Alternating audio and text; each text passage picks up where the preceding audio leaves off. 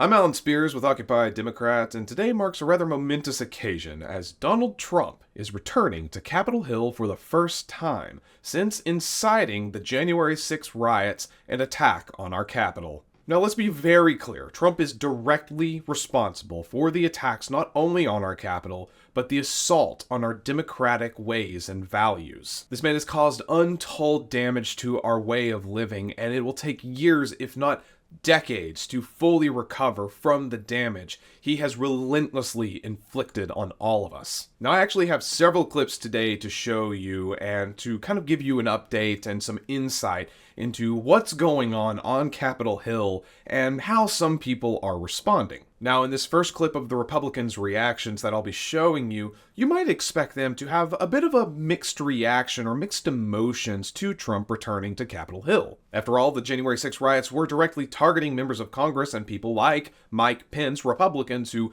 at least previously supported Trump, so you can expect them to be a little apprehensive about Trump coming back, right? But unsurprisingly, you'd be wrong. These weak-willed, spineless cowards stood up there on Capitol Hill and welcomed back Donald Trump with open arms. Remember, these Republicans, the ones that are smiling and shaking hands and championing Donald Trump back into office, are the exact same people that Donald Trump and his supporters hated and were intent on killing. Take a look at this first clip and see for yourself the joy these Republicans felt for Donald Trump and his return. Donald Trump is meeting with congressional Republicans up on Capitol Hill, marking a truly stunning comeback in American politics. Moments ago, the former president arrived at the Capitol Hill Club in Washington, right by the Capitol. Today, he will be trailed by a mobile billboard from the DNC playing this 11-minute video on loop of the January 6th attack.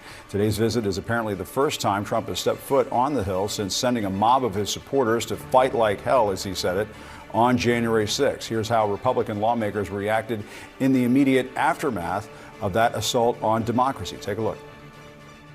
The president bears responsibility for Wednesday's attack on Congress by mob rioters. He should have immediately denounced the mob when he saw what was unfolding. All I can say is count me out. Enough is enough. How times have changed. 3 years later, the vast majority of Republicans have now endorsed this now convicted felon. Today, they're welcoming back to Washington with open arms, despite the fact that he put their lives in jeopardy when he refused to call off the mob as his supporters stormed the Capitol, hunted for lawmakers, and erected gallows. If you think that political violence is all in the past, recall just yesterday, as we reported on this program, his campaign called to, quote, haul out the guillotine in a fundraising email. And there it is. Naturally, these Republicans who just a few short years ago were saying enough is enough. Lindsey Graham himself said it. After all, with these Republicans having their lives directly threatened by the man and his supporters, how could they possibly support him, right? It's simple. These weak-willed cowards, these low-life men like Lindsey Graham, like Ted Cruz, like Kevin McCarthy, these people who had the gall to stand up there just a few short years ago and say enough is enough are now turning around and licking the boot of Donald Trump. These men should be unbelievably ashamed of themselves and the disgrace they have brought to this country and the founding principles that this country was established upon. These people can kiss up and lick the boot of Donald Trump all they want and try their very best to hold on to what little power they have. But history will remember them and show them for the cowards and the traitors that they truly are. But naturally, these Republicans, scum of the earth as they are not the focus of this story, as Donald Trump, the man himself, had a number of different things to say as he returned to the Capitol. Of course, Trump has been meeting with a number of different people up on Capitol Hill today and has spoken about a variety of different subjects. Take a look in this second clip and see for yourself some of the things that have been reported about Donald Trump and the conversations surrounding him and his potential return to power. And I will note from our Melanie Zanona, who is in the room and sending some of these tidbits out, apparently the former president made reference to Hannibal Lecter and said, nice guy, quote, he even had a friend over for dinner. So we've seen Trump out on the campaign trail praising Hannibal Lecter. Apparently he did it again this morning. Not sure we fully understand the context of that, but thanks to both of you. Appreciate it. Coming up. Of course he's talking about Hannibal Lecter, and of course he's praising him. Is Trump actually trying to become a cartoon villain come to life? I mean, are you actually kidding me with this stuff? Trump praising Hannibal Lecter, the psychopath who kills and eats people? And look, even if it's a joke, why? Why is he talking about this sort of stuff? Why is he praising Hannibal Lecter? Why can Donald Trump just not, for 5 seconds, say something insane and dangerous? Why can't he just say something reasonable for once? But look, everything that we've heard so far has been reports and relative hearsay, so maybe if we just watch this final clip of Donald Trump addressing the Capitol Hill and addressing his fellow Republicans, maybe things will make sense. Take a look at this third clip and see what Donald Trump had to say about his return. We have to get elected. We have to take this beautiful place and we have to make it really something very special again. Right now it's not special. Right now it's being scorned and being used as an example of when they look at the crime on the streets, when they look at all of the problems that we have, they're using us as a bad example of democracy.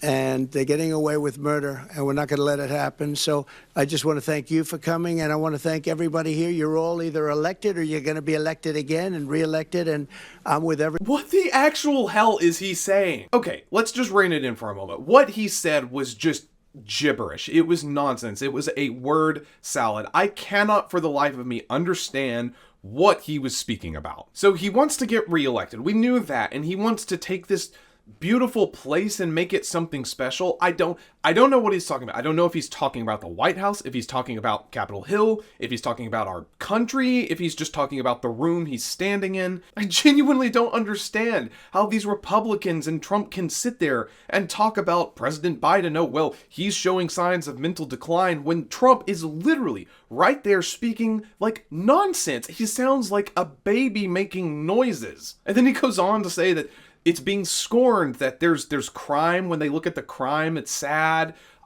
What is he talking about? Is he talking about America? Is he talking about Biden's presidency? And then he talks about America being a bad example of democracy and being talked about, I guess, by other countries like it's the schoolyard playground. Well, I can definitely tell you that if Trump gets reelected, it certainly will be a bad example of a democracy. And then he says that Democrats are getting away with murder because if there's one thing the world knows, it's that the Democrats are the ones that love waving their guns around and threatening violence. Oh wait, that's the other party. Democrats are not the ones that stormed the Capitol with weapons. They are not the ones that tried to commit treason. They are not the ones that are constantly talking about a second civil war like it's our birthday. And of course, there at the end, he has to say, oh, you're going to get elected and then you're going to get reelected and reelected. And it's because he wants to create a system where he stays perpetually in power and has those surrounding him perpetually in power so long as they're loyal to him and do whatever he wants. I cannot believe that this man